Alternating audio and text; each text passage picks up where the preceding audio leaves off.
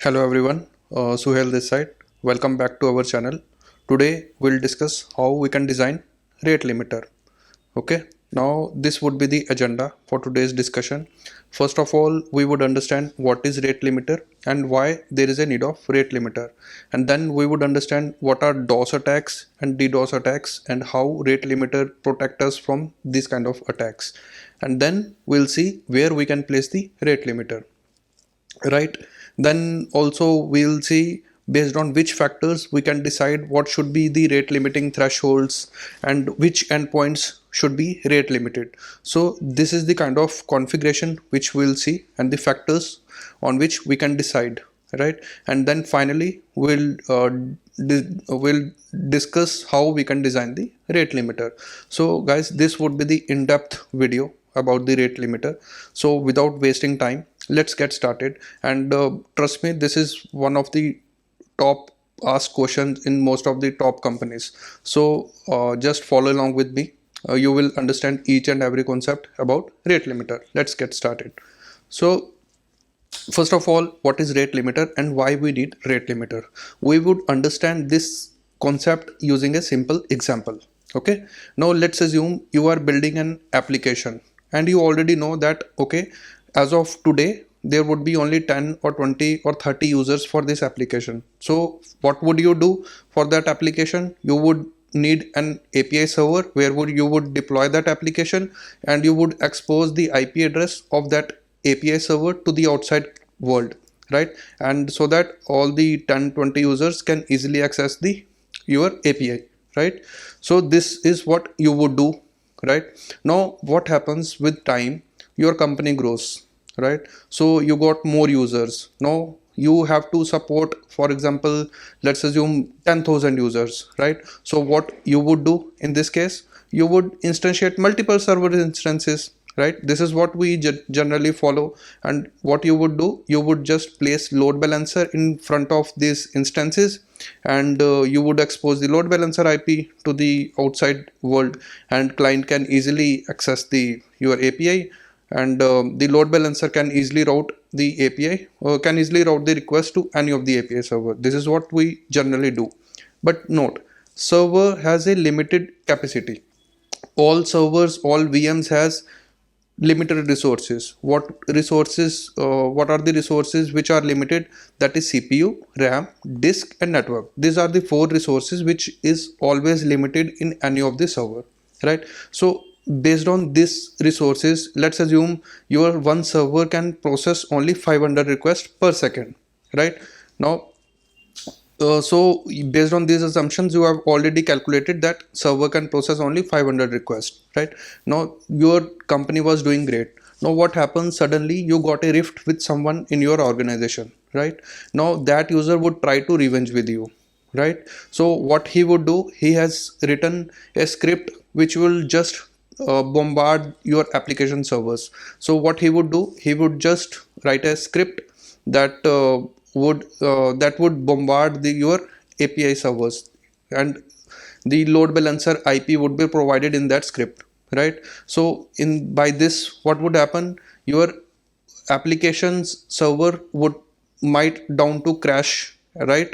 And you might need to instantiate multiple servers based on the request. So as you get more requests, generally what you would do, you will instantiate more server instances. That is what we generally do. And what it is impacting cost, and also it is impacting performance, right? But remember, just here, because it is a single user who is trying to hit your API servers, right? This all these 10,000 or 1 million kind of requests, this all request coming from a single user, not from multiple users, right? So, and based on these requests, you have already instantiated multiple server instances, right? Now by this way, what is happening? Your genuine users also getting hit. They are also not getting that kind of response or performance from your application, right? So this is a problem. This is the kind of DOS attack, that one user is continuously trying to bombard your servers, right? So this is a DOS attack. What is the difference between DOS and DDoS attack?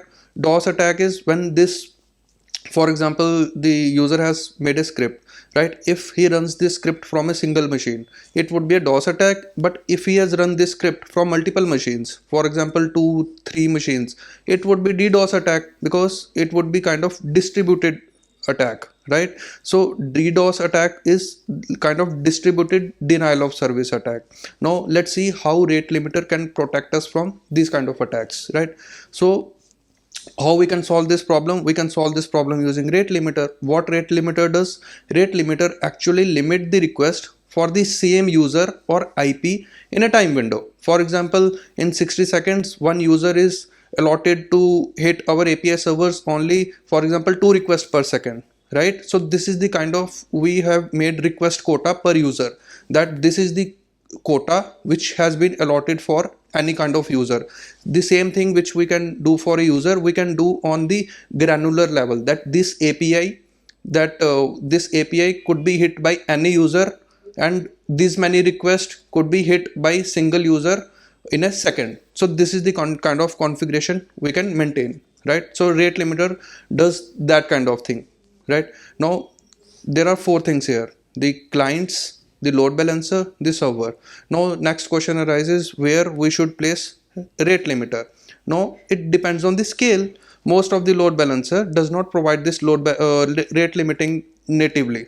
So in this case, what you have to do, you have to build your custom one, right? So let's assume you have built a custom one. Now what would happen? The rate limiter, it's like a normal other server. You would build a rate limiter, and what would happen in this case? The request would first come to the rate limiter, and it will check whether this request should be propagated to the backend or not. If not, then the user would be getting a response in HTTP status code 429, that the request is denied, the access is denied, too many requests, kind of 429 error code represent too many requests, right? So now isn't this reverse proxy becomes bottleneck, right? No, because no, the single user is hitting all the requests onto the reverse proxy. Now this, you would ask, okay, this would become bottleneck now.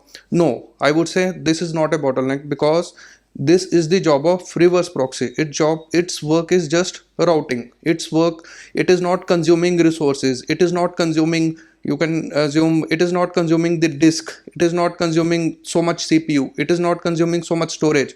So its job is just routing. The Nginx or load balancer, any kind of reverse proxy, it would just take the request and forward to the backend server.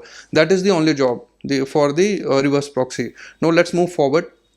The second option, where we can place the rate limiter, we can place the rate limiter at the server side as well, right? And but there are some downsides for this. For example, now the server and the rate limiter both are tightly coupled, right? Now scaling would become bottleneck. If you have to scale rate limiter independently, you have to scale the server resources accordingly. Because in the same server your application is also running. So this is another problem there. Now the other option is, you can use the rate limiter at the client side. Now by the client, it means the client can be UI or the server. For example, in an e-commerce application, you have order service and the payment service. If order service is calling the payment service, now order service is acting as a client for this payment service. Now what payment service can do? Payment service can expose, like for example, the headers, that these many requests are pending for you in this particular second. So these headers the payment service can expose. For example, let's take an example of payment gateway.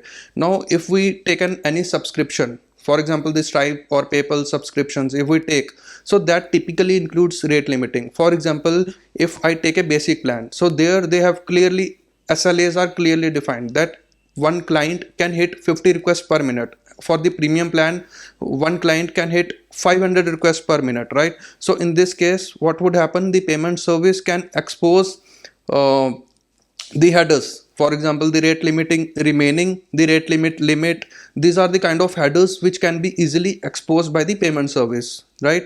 Now the order service can easily build retry logic based on these headers. And even if your client is UI, so at UI side also you can disable or enable the button based on this values. For example, if the rate limit remaining is for example 10, so it means your 10 requests are still remaining. So order service or UI can still send 10 requests to the backend. So this is the importance of headers, right? Now let's move forward.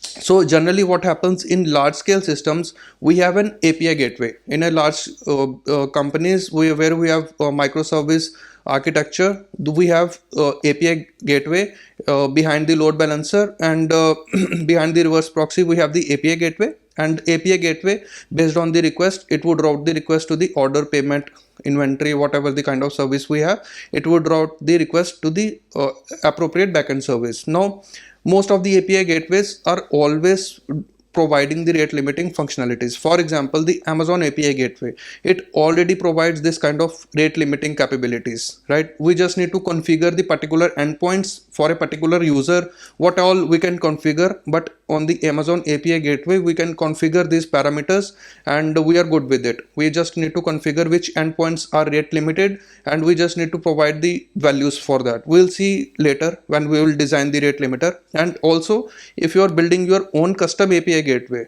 right? For example, Spring Cloud, so it provides rate limiting built-in. There also we just need to configure which endpoints we want to rate limit and what are the threshold values for that. So it would provide the functionality out of the box, right? Now let's move forward.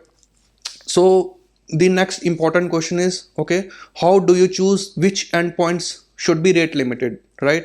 Now the endpoints, there are most of the endpoints, for example, which gets the data from CDN, right? Or which gets the data from cache, because they are not consuming your resources, not consuming CPU much, not consuming your storage. So those endpoints you might not need to rate limit, right? For example, in e-commerce application, there is an API for viewing the product. That API you might, there is no need to rate limit on that API. You images for the product can easily be fetched from CDN, and also the static data can fetch from the cache or CDN, right? So the endpoints which actually consume resources, those endpoints only you need to rate limit.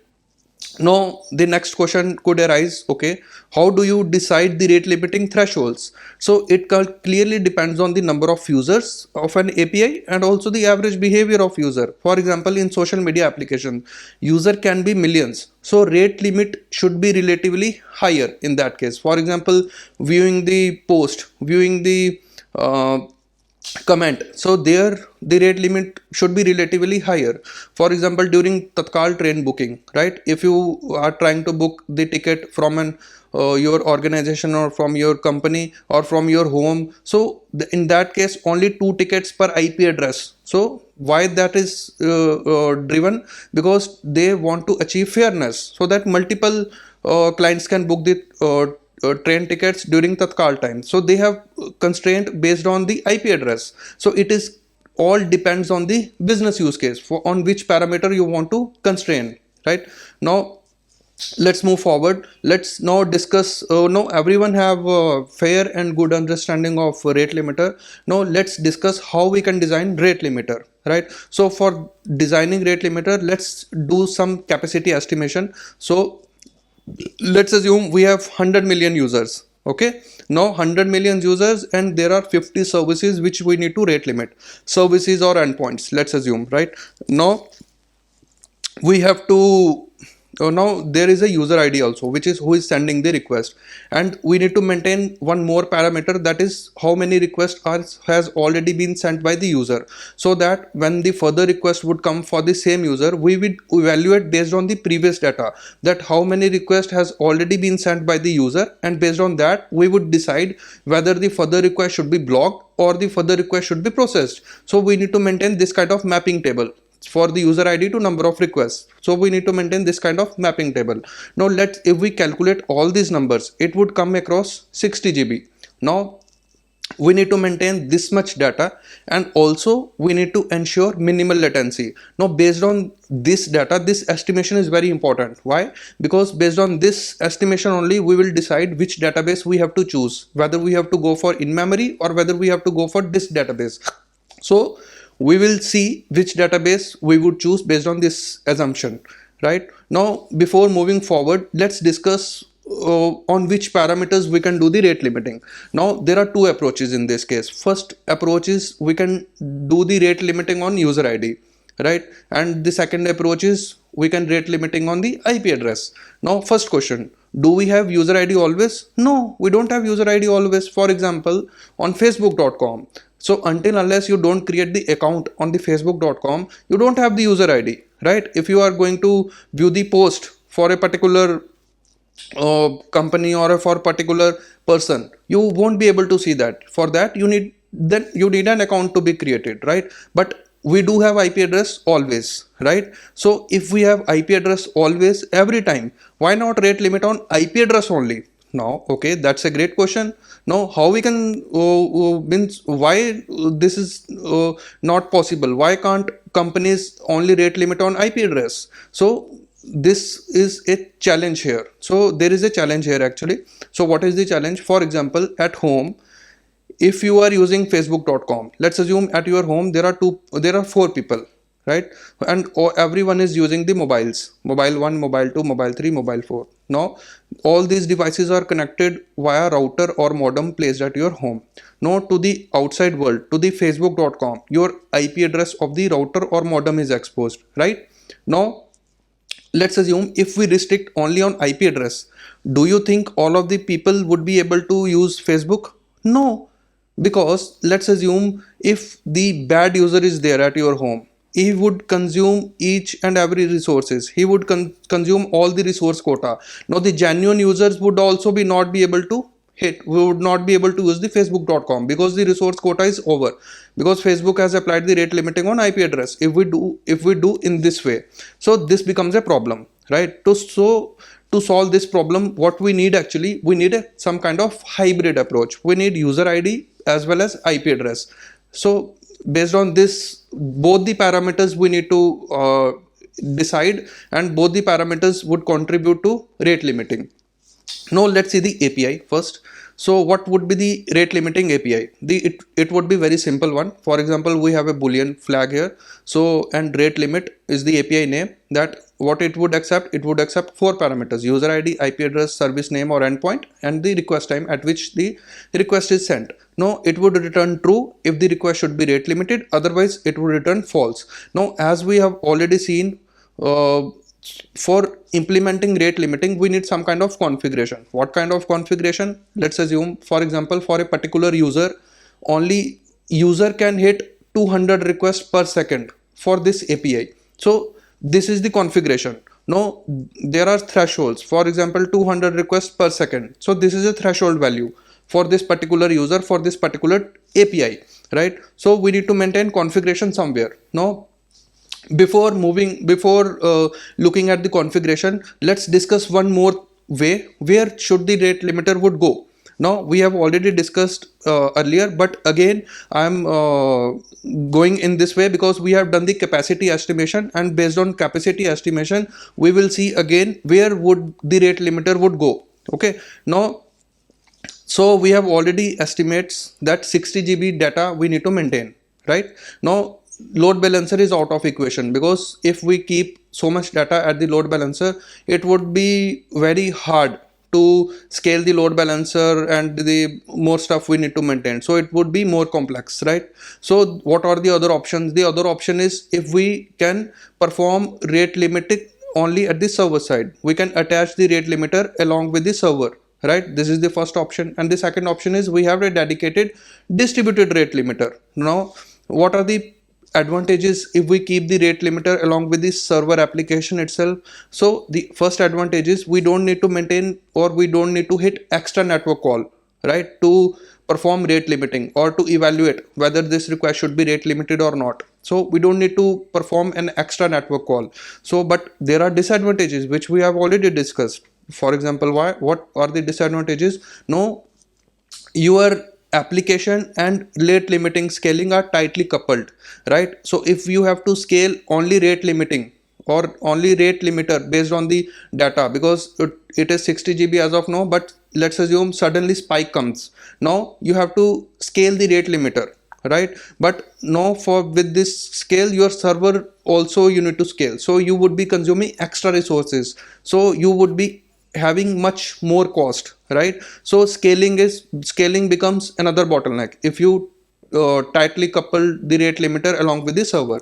Now let's see the second option, the distributed dedicated rate limiter, right? Now what are the advantages for this? So it can scale up or down independently. Now what would be the flow? The request would come onto the load balancer. Firstly it would go to the rate limiter will say okay, this request should be processed, and then the load balancer would fire the request to the backend server, right? So no, your server, the backend server, is saved from large burst of network traffic, right? Now the network calls unnecessarily are not going to the backend server, right? Now, but what are the downsides for this? Downside is we are introducing extra network call for API request, right? But I would say this is still preferable, right?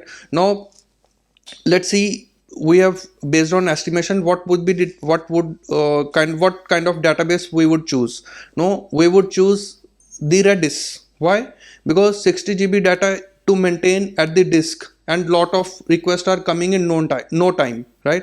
So there is no time to access a disk. If we start accessing disk, it would be very hard to response user in a quickly manner, right? So Redis is the best choice. We can set up the replication Redis cluster based on where we can partition the data based on user ID and what all the parameters we have. We can easily do the partitioning of data on the Redis cluster, and we are good with it, right?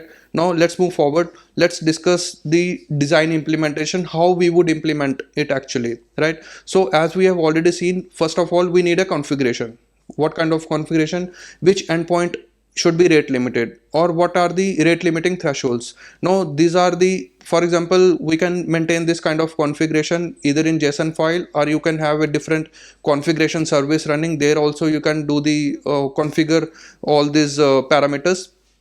For example, service name, the request per second, burst capacity, and the algo. These are the four columns. Let's assume the service name, these are the default values, any kind of default values.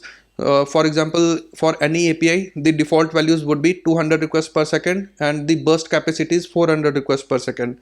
And for any kind of user ID, the default behavior is the 50 requests per second, and the burst capacity is 100 requests per second, 100 requests per second. And similarly, if you are using rate limiting on specific API, for example, the orders API, there also you can configure the 200 requests per second for this API, right? And for 400 requests is the burst capacity. So this is how you can maintain the configuration, so that the it can behave dynamically based on which endpoints should be configured, and it can apply the logic accordingly. For example, here we have already mentioned that for this API the sliding window algorithm should be applied, and for this API the custom logic should be applied. So there are implementations or the behavior where you can specify based on this request, you can implement your backend logic, and based on that you can decide whether the request should be rate limited or not, right? So there are some standard algorithms, for example, fixed bucket, token bucket. So this is fixed window, token bucket. So these are the kind of standard algorithms which we would discuss in some time, but let's move forward. So let's see the flow. What would be the flow actually? So rate limiter, how it would fetch the configuration? It would fetch the configuration from the configuration service or configuration database. So on startup, it would fetch all this configuration. Now rate limiter has all the configuration in its own memory, right? Now, so first of all, let's see the difference. What is the difference between request per second and the burst capacity, right? So because we have used that terms in the configuration, so request per second is usually actually the actual request. What is the actual request per second, right? Burst capacity is actually means the sudden spike you see, right, from the same user. If you see the sudden spike, then it was the maximum request per second which can be supported by the by your rate limiter. Even if, for example, user has crossed this request per second threshold value, it can still go up to which capacity? Up to burst capacity, right? So this is what the burst capacity is. For example, if the same user sending the request so many time, so the burst capacity would come in picture once this request per second limit is exhausted. So this is why the burst capacity is being used. Now let's move forward. So till now we have seen the default configurations for every service or endpoint, right? Now let's assume user with ID 101 and user 2 with ID 102. So there are two users and both users are on different IP address. For example, 192.x.1 and the other user on IP address 192.x.2. Now how we would isolate this user request, right? We need to maintain some kind of mapping there, right, which we have already discussed. Now user one has, the scenario is user one has already used his request quota, he has already consumed his request quota, it is over. But now if the user 2 request comes, it should be processed, right? Now basically the gist is, what are the identifiers here? Identifier is user ID is one identifier, IP address is one identifier. Now for the payment gateways, the API could be another identifier. So there are different kind of identifiers, right? Now we can actually design in a much better way. Now why I'm discussing all these identifiers? Because this, in large scale companies, this is how your actually key is getting made, right? So I'll just discuss in brief. For example, let's say your endpoint is API v1 orders. This is the endpoint, right? And let's assume this endpoint has to be hit by the same user, right? And the same user can hit this request. For example, the request quota is 200 requests per second, right? So for user, 200 requests per second for this particular API. So how the combined key you can create? The user and the ID and this API, right? So it is a very simple. Now this would become a key and the value would be kind of number of requests. So it would be very simple to manage. Similarly, if you are using IP address, so it would be very easy. So you would just do the IP address and the colon and the API v1 products. You would just store this key value pair in the Redis and you can easily get the data. Now let's see the final flow, how it would look like.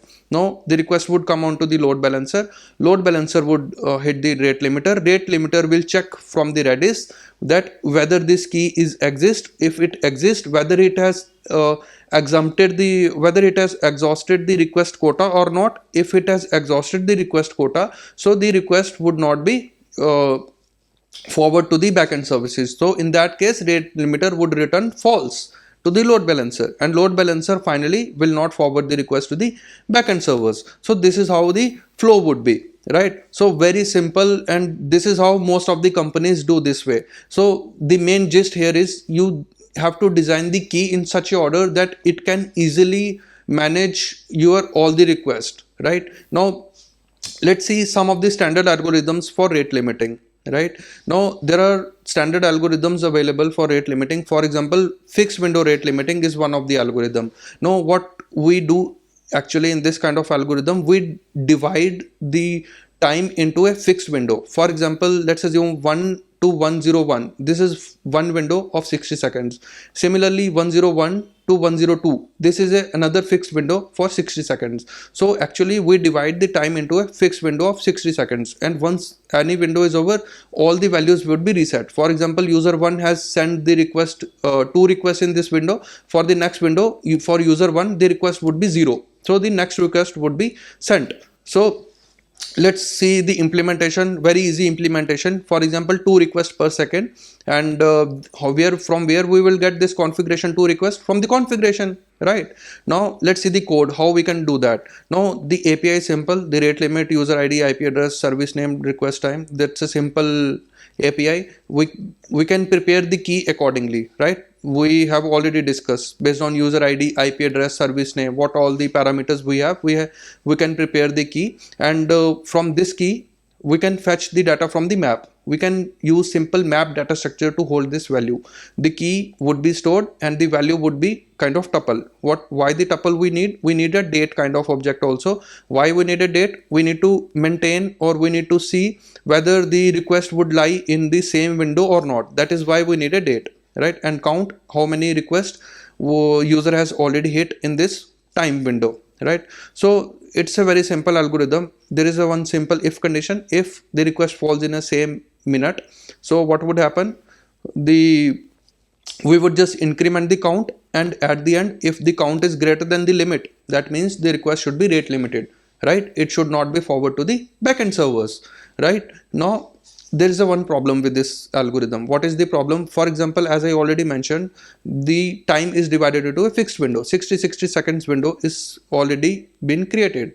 Now once this window is over, right, now what would happen? All the values for this, all the count for this particular user, for example user id 1, now these two requests, for example user id 1 has sent, now after once this window is over, now the user id 1 values would be reset, it would be reset to 0, right? Now let's assume again, if user id 1 sends the same request, let's assume 10110, that is 10 seconds just after the other request, right? Now it would also be considered in this case. Why? Because the values are reset, right? But we have mentioned what would be our request quota, that 2 requests per second. Now 2 requests per minute, but with this algorithm we are getting 3 requests per minute because we have already reset the values for the user id 1. So this is the problem. We can solve this problem using which algorithm? Using sliding window algorithm. That's a very simple another algorithm with which we can solve this fixed window problem.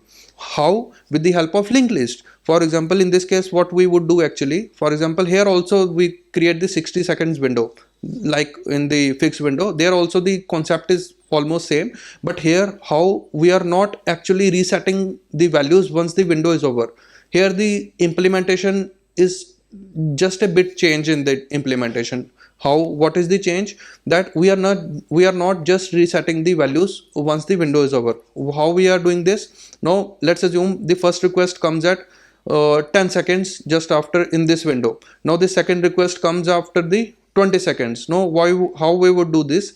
We would create a node at 10 seconds and then also we would create the node at 20 seconds, right? So we are creating the linked list in this way. Now let's assume the another request comes at 101 and in the another window in the 40th second, right? Now when we got this request, we would see whether we would see the head of the linked list. As and when requests are coming, we would see the head of the linked list, whether the head of the linked list is actually out of time window or not. So if it is out of time window, we would just purge all those entries, right? So now in this case, for example, let's assume this is the last request, right? Now it comes at one in the third window, and in the third window just after the 10 seconds. Now we have already created the linked list, that is 40th second and the 50th second, right?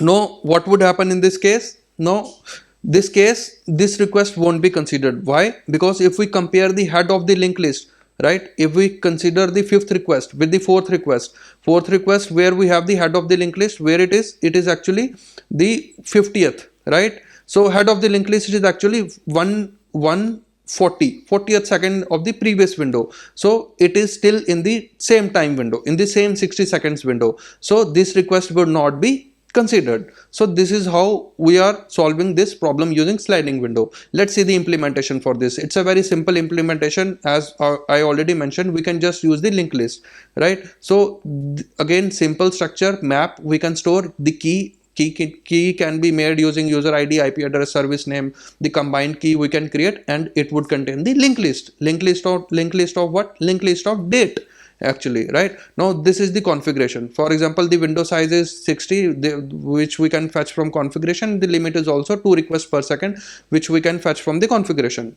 Now firstly we need to prepare the key, right? Now once the key is prepared, what we will do, we will again the same flow. We'll see from the map data structure whether this key exists or not. We'll get the linked list from the map against the key. We'll get that, and now we would just check the head of the linked list. If it is outside of time window, right, then how we are doing? We are just removing all the elements. We are purging all the elements in the single while loop, right? Now all the elements would be purged, and at the end we are just checking if the request window size is greater than or still greater than equal to limit. That means the request should be rate limited, right? And if it is false, then what we'll do, we just add into the linked list. So that's a very simple algorithm for this. Now let's see the another algorithm. For example, the token bucket. So in this case, what happened actually, we have a bucket, right? And bucket has a fixed capacity, and the tokens keep adding to this bucket. Who will add the token to this bucket? The refiller is a kind of, you can assume, is separate thread, or even you can consider as and when request coming, you can call the refiller and check whether the new tokens has to be added by the refiller for the same user or not. So both can be done easily, right? Now each request would consume one token, right? If no tokens are available, then you would get the access denied, http status code 429. Now since the bucket has capacity, if the tokens which are trying to be added by the refiller, if it is more than the capacity, those tokens would be overflowed. This is a simple